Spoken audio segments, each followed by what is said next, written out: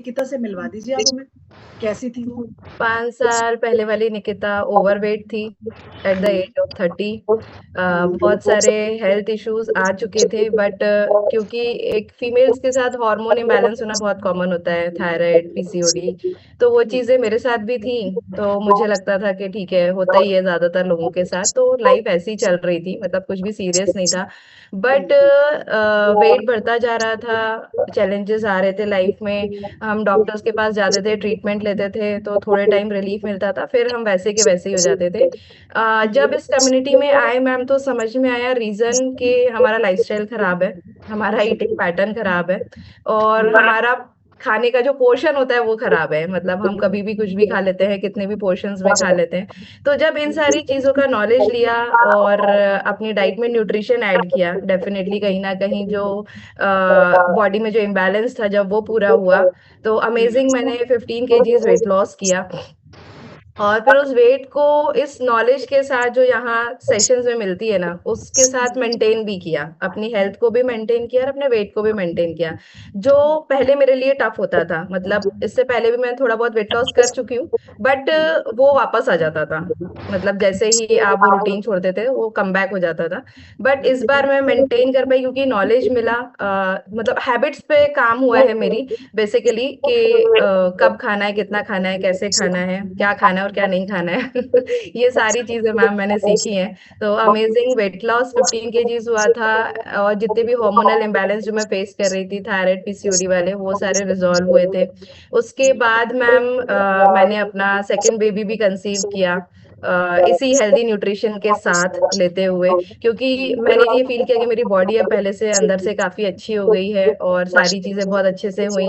पहली प्रेगनेंसी में बहुत दिक्कतें आई थी, काफी सारे ट्रीटमेंट्स के थ्रू मैं गई थी, और सेकेंड वाले में बहुत अच्छे से सारी चीजें हो गई विद द ब्लेसिंग्स। और अभी मैंने फरवरी में अपना बेटा मेरा हुआ है, और स्टिल मैं अपना न्यूट्रिशन ले रही हूँ, बहुत अच्छा लगता है, एनर्जी लेवल्स बहुत अच्छे हैं। And through out the pregnancy ma'am मैंने अपना ये न्यूट्रिशन लिया है, क्योंकि मुझे जो समझ में आया कि अगर माँ अच्छा खाएगी तो बच्चे को अच्छा लगेगा, ये चीजें मुझे समझ में आई।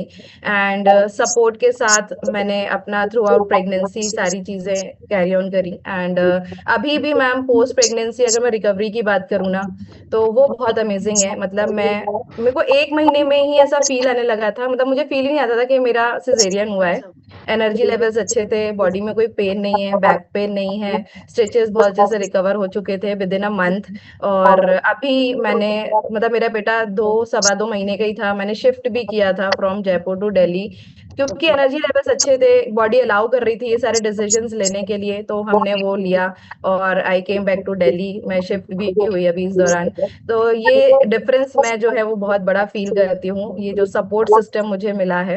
एंड कई सारे लोग ऐसा शिकायतें भी करते हैं ना कि प्रेगनेंसी के बाद हेयर फॉल होता है ना। बहुत सारी वीकनेस आती है, डेफिशिएंसीज़ हो जाती हाँ, हैं, बड़ी डेफिशिएंसीज आती हैं, है ना, पेन होता है बॉडी में, मतलब ये सारी चीजें मैं कुछ भी फील नहीं करती हूँ, एवरीथिंग इज गोइंग गुड, सब कुछ बहुत बढ़िया चल रहा है।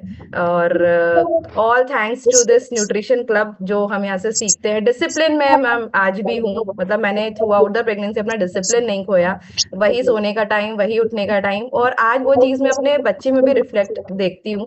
ऐसा नहीं है कि मेरा बच्चा मुझे रात में जगाता है, वो टाइम से सोता है, टाइम से उठता है। तो ये चीजें मैंने उसमें भी देखी हैं, क्योंकि मैंने अच्छा रूटीन फॉलो किया तो उसका साइकिल भी वैसा ही सेट है।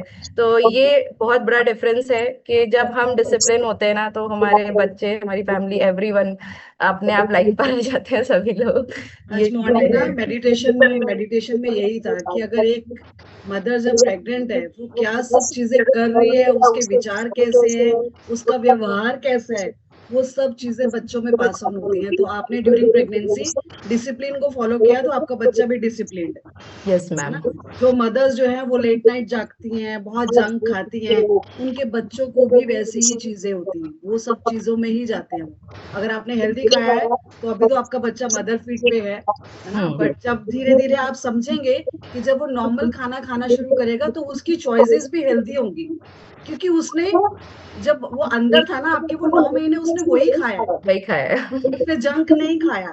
जब उसने जंक अंदर नहीं खाया, वो पैदा ही नहीं हुआ जंक खाई हुई चीजों से, तो वो अपनी बॉडी में लेके भी नहीं जाएगा। हाँ, वंस इन अ वाइल हम सबके साथ है, चलेगा। जब हम दुनिया में आएंगे, देखेंगे चीजों को, तो अट्रैक्ट करेंगे, है ना। बट अदरवाइज उसकी जो बॉडी जिससे बनी है ना, वो उन्हीं सब चीजों की डिमांड करेगी। सो कैसा लगता है कि आपकी पहले वाली प्रेगनेंसी में बहुत सारे चैलेंजेस थे, डेफिनेटली प्रेगनेंसी में भी होंगे, तो फिर डिलीवरी में भी होंगे, आफ्टर बेबी भी आपको चैलेंजेस होंगे।